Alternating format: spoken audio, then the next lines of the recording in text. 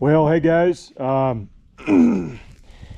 thought I would make a quick video on what I'm looking for when I go to buy a horse.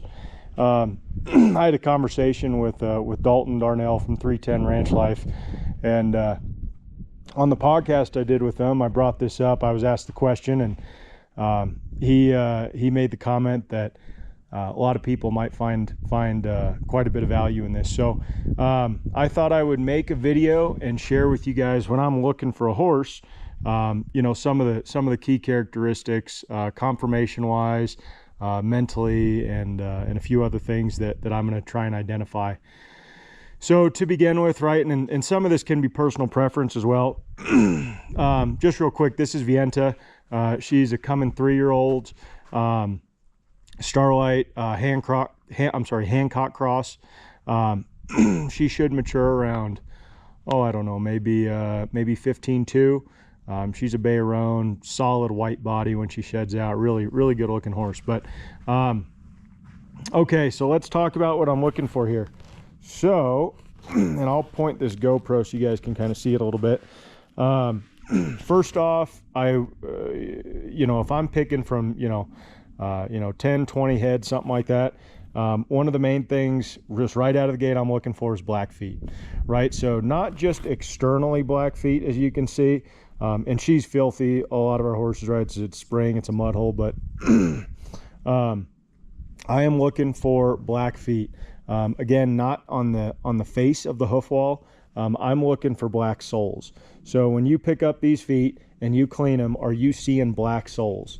Or white soles? So, you know, it's a age-old deal. I'm sure everybody that's watching this has heard it, but black feet are just harder. They're less susceptible to bacteria. There's been a lot of sayings over the years, basically saying that a white-footed horse is may not have as high a probability as bringing you home as a black-footed horse. You guys can look up probably 5 or 6 sayings about it, but in my experience, I found that to be somewhat true. I definitely like black-footed horses. So obviously, like I said, right out of the gate, black feet. The other thing I'm going to look for here is these Pasturn angles. So your long and short pasterns, those 2 bones right below the fentlock there, I want that to fit 3 times into this cannon bone. So hold on, let me make sure this is clear here. This long and short pastern here needs to fit 3 times into this cannon bone distance, okay? The reason that matters is if this fits, let's say 2 times into there, that's probably going to be a situation where that pastern is just too long and it's over leveraging your fulcrum points on the horse. So you're basically going to have some ligament or soft tissue issues later in life. You know, it's kind of like, and not to overcomplicate it, but just think of it as, you know, if the horse kind of looks put together, you're kind of going in the right direction. And that's one of the things that makes them look put together. So if those pasterns are too long, you know, that can definitely be an issue. Yeah, so that's a big deal. So let's talk about your HPA, your hoof pastern angle, the angle right here. The pasterns aligning with the hoof capsule. That can be changed through trimming, obviously. We don't necessarily know where a horse wants to be naturally.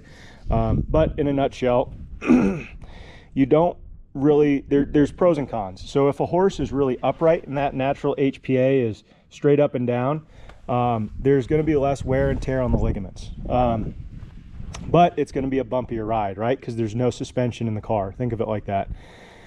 Or really stiff suspension in the car, right? Towards like super bouncy. But excuse me, sweetheart. The reason I bring this up is there's 2 sides to the coin. So if a horse is really upright, make sure this GoPro is pointed here still. If the horse is really upright, like I said, there's basically no suspension. It's a really bumpy ride. The horse is going to be a little bit sounder, longer, with respect to that ligament soft tissue deal. The downside to it, though, is that you're potentially going to have joint problems later in life, right? Because those joints are just pounding on themselves. They're not using any of that suspension. So the other side to that coin is going to be if this HPA, rather than straight up and down, is a little more relaxed. And the benefit to that is you're using all the suspension in the back of the Pasturn, right? So, you know, pros and cons. The downside to that, obviously, is that your horse may have some soft tissue issues later in the life. So those are kind of the go-tos right out of the gate. You know, you can look at a few other ratios, right? Like how long your radius is, angle of the scapula, right? If a horse's scapula is, you know, something about this actually is pretty good. That might be a little upright. But if you see the angle of that scapula like this, too upright. It's going to be short stride, not going to be very comfortable. Yeah,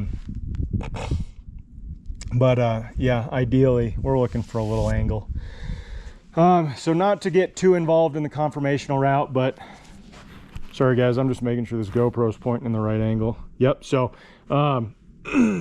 top line here, ideally I want the top of the withers to be level with the top of the butt.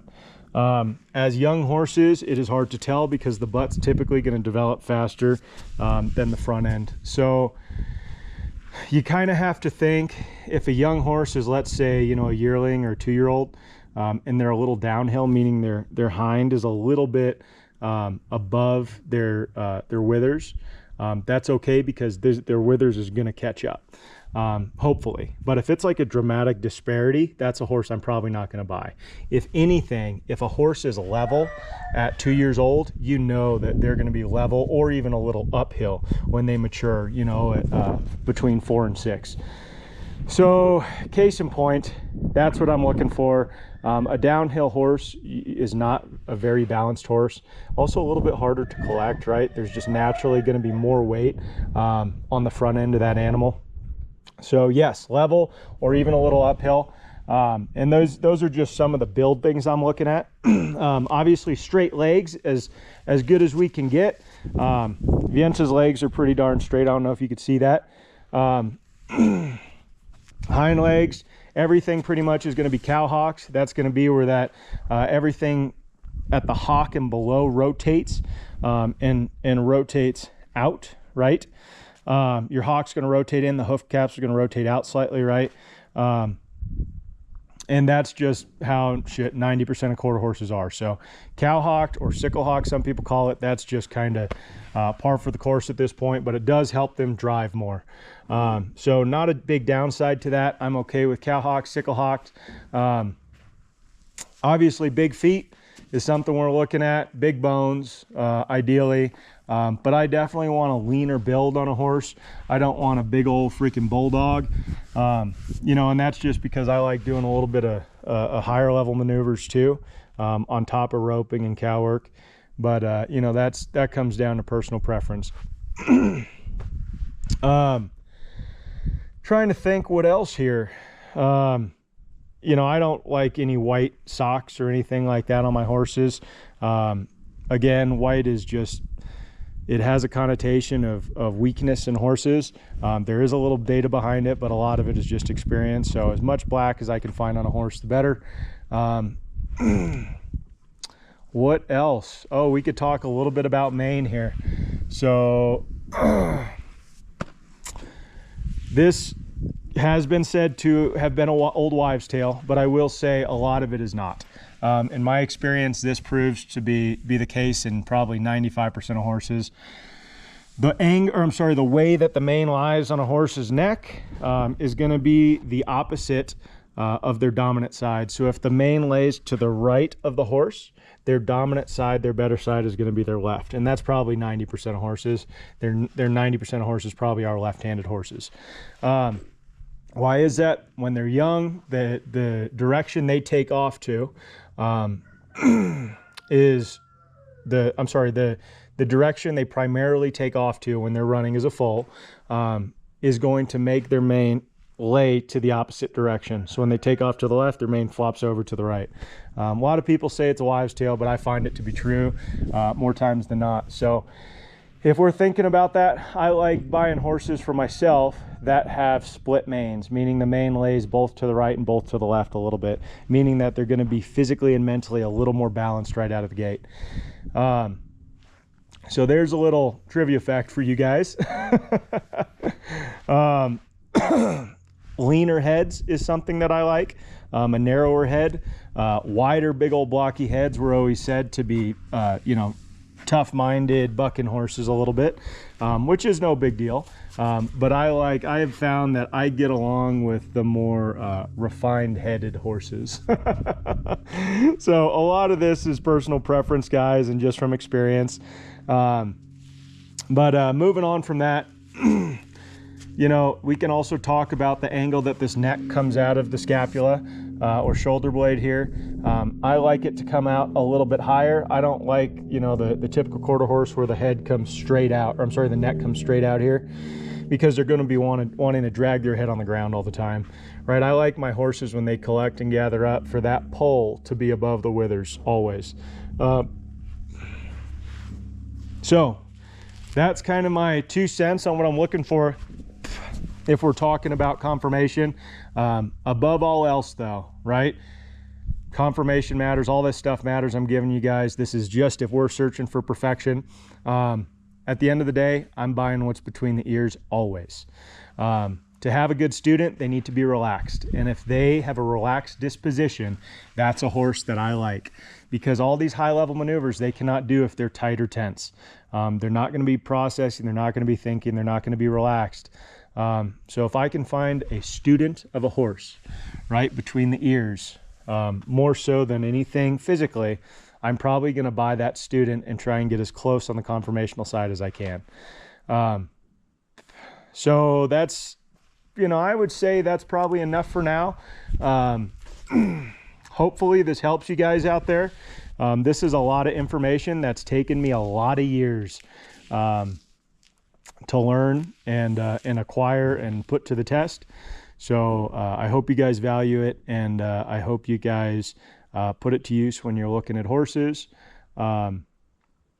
So I'm going to post this video, and as always, if you guys have any questions, comments, thoughts, please leave them in the comments, and please hit the subscribe on YouTube. We're trying to get that deal going, and if you guys like seeing content like this, let us know. Hit subscribe, and thanks for watching, guys. We'll see ya.